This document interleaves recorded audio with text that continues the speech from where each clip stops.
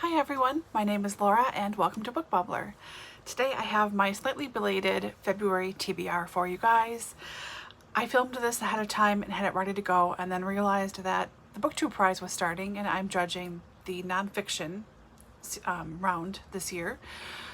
And then I might as well wait to do this until I had my book assignment. So I have that ready for you guys now. So getting right into it, let's start with Booktube Prize, shall we? So I have nonfiction, as I said, and I'm in Group F, which is one of two rounds that I did not want to be in. But it's okay. I will read everything without judgment. And yeah, so let's get right into it, shall we? So the first one in my group is Notes on Grief by Chimamanda Ngozi Adichie.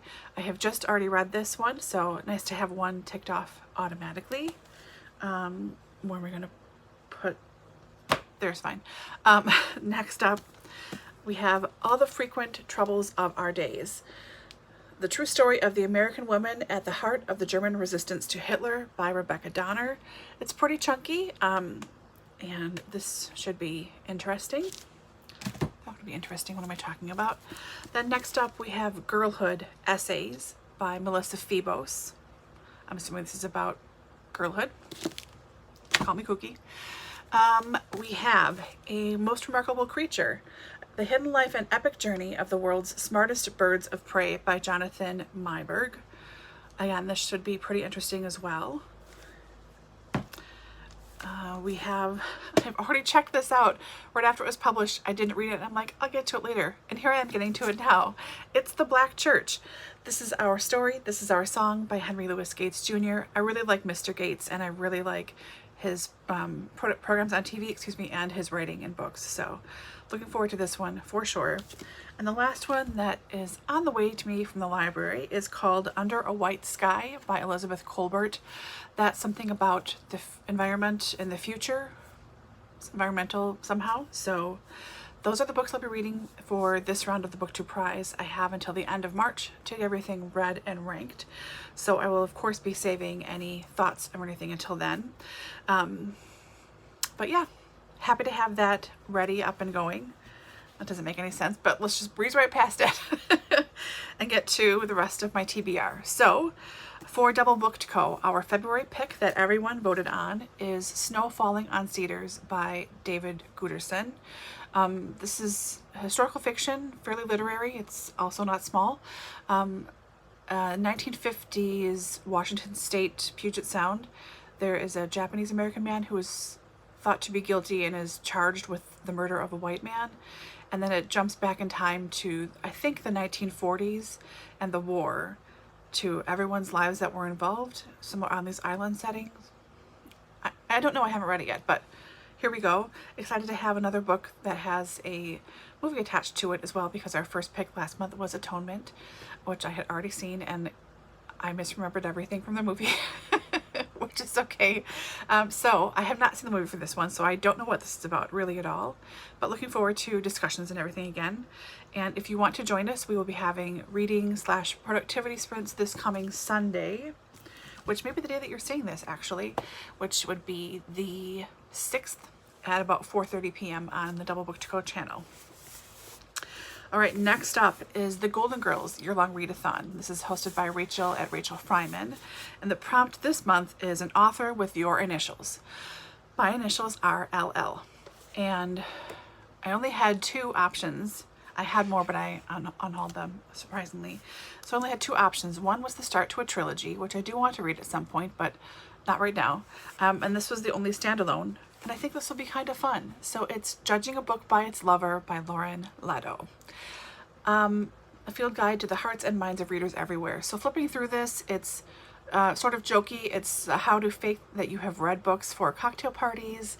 It's things like, if you like this author, you might like these people. Like, are you a misanthrope? Do you like these kind of authors? What does this classic mean for you? Here's how to fake it. Here, Stereotyping People by Favorite Author. Just opened it up. Jodi Picoult, Your Mom When She's at Her Time of the Month. Chuck Klosterman, Boys Who Don't Read. Chuck Palahniuk, Boys Who Can't Read. Christopher Hitchens, People I Would Love to Hang Out With. Leo Tolstoy, Guys I Want to Date. spelling, fan letters, all sorts of bookish sort of content. So this should be fun to kind of, again, dip in and out of throughout the month. I've had this on my shelves for a very long time too, so also glad for that reason to be reading it. Okay, next up for book Naturalists, I'm looking forward to this one as well.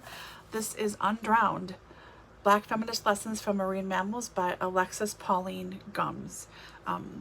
Thinner, I know it's not going to be any less powerful or interesting based on page numbers, but this should be very interesting. And it's Black History Month too, of course, as you know, so this will be good for that. Also, coming off the back of that too, I need to finish this one this month too, which I've been reading for a little bit. This is Maurice White's memoir autobiography. He was the lead singer of Earth, Wind and Fire. And yeah, it's going pretty well so far. Mostly it's just making me listen to the music some more, which is never a bad thing, but I am going to finish this one up this month as well. And the last one I have that I need to read, and this is really not a chore at all, is for the Sookie Stackhouse True Blood Out of the Coffin Read-Along, being hosted by Booktube with Amy and Angie's Book Chatter. So the second book is up for us. This is Living Dead in Dallas by Charlaine Harris. This is a reread for me of a series, but it's been such a long time. I don't remember most things. And I have been watching the series True Blood again, and I had to stop myself because I was getting so confused as to what was coming up in the books and what actually happened in the books, what was just a show thing. And it doesn't really matter, but I was getting way too kerfuffled, so I have to stop that for now. But I will be reading this. I mean, if I let myself, I could read this in a couple of hours very delightfully. So we will see. And yeah, that's just about it. I have about 20 books checked out from the library, not including Booktube Prize books, that need addressing in some way, shape, or form this month as well. And I've got a couple more I've had on the go for several months that I'm close to finishing, and I don't want to call them out here and then not finish them because it's ridiculous. So hopefully I can get that little list, not so little list, down a few notches. That would be great too.